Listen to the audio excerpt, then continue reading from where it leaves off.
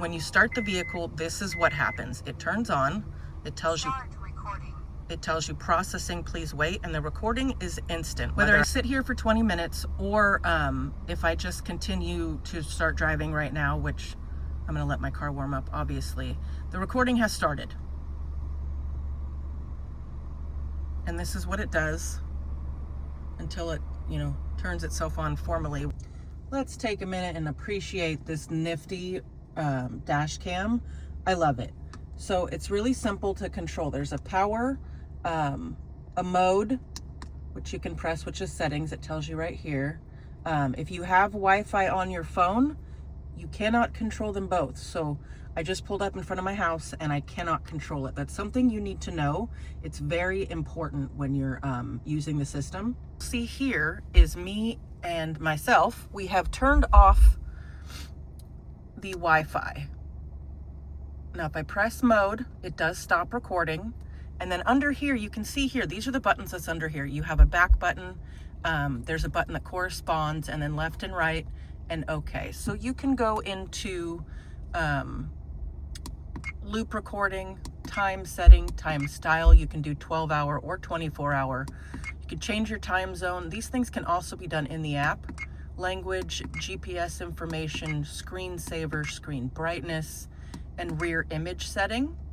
And then you go back. Start recording.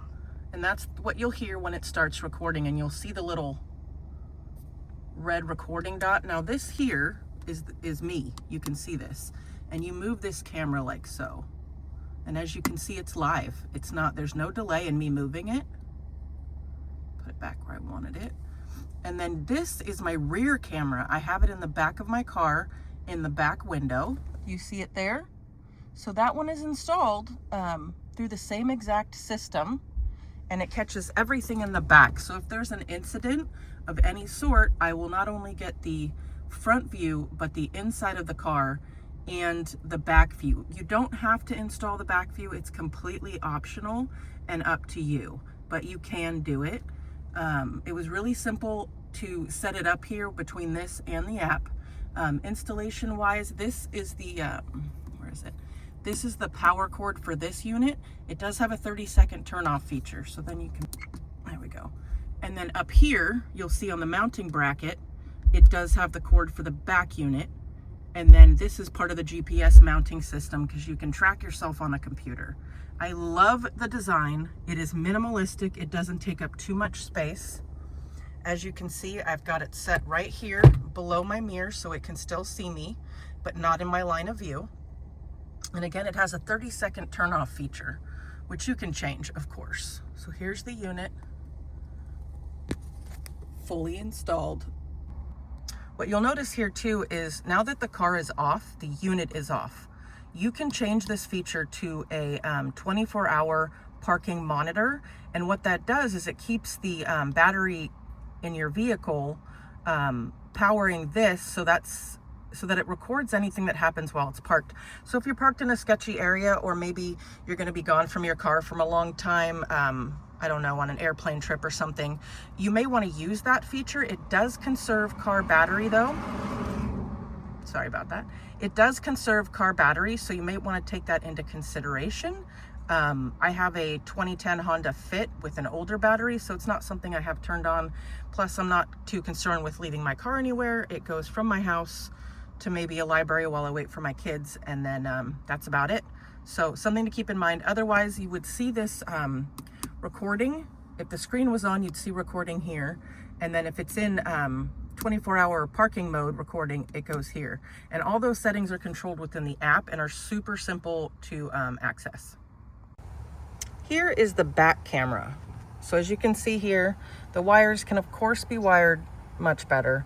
Pardon the leaves, it's from my tree and it's springtime. So here's the power to the back. There's the side, and then obviously you cannot see the camera. Oh, there you go. You can see a reflection of the camera right there. And then let me show you my tinted windows because it can see out tinted windows. So here you can see that while also dirty, my windows are tinted.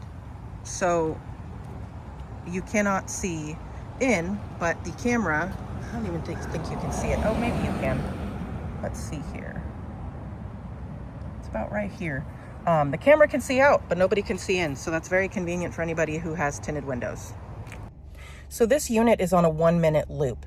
What that means is the SD card records for 1 minute and then erases and repeats. It does come with the SD card, so you can always upgrade. Now, what happens in the event of an accident or an impact, or in my case, when the bass from my subwoofer got too loud, it does say video locked. And what that means is it registered an event and it is going to lock that last 1 minute of footage for me to review later. And it will fill up after a while. So again, make sure that you upgrade your SD card if that's something you're concerned with. I did find it to be an easy install for me because I didn't install any of it. My husband did. It was relatively simple though. He just had to plug in a few things to my fuse box that's under my dashboard. And then of course, line the wires up underneath the paneling in my car. It's about an 1.5 hour install.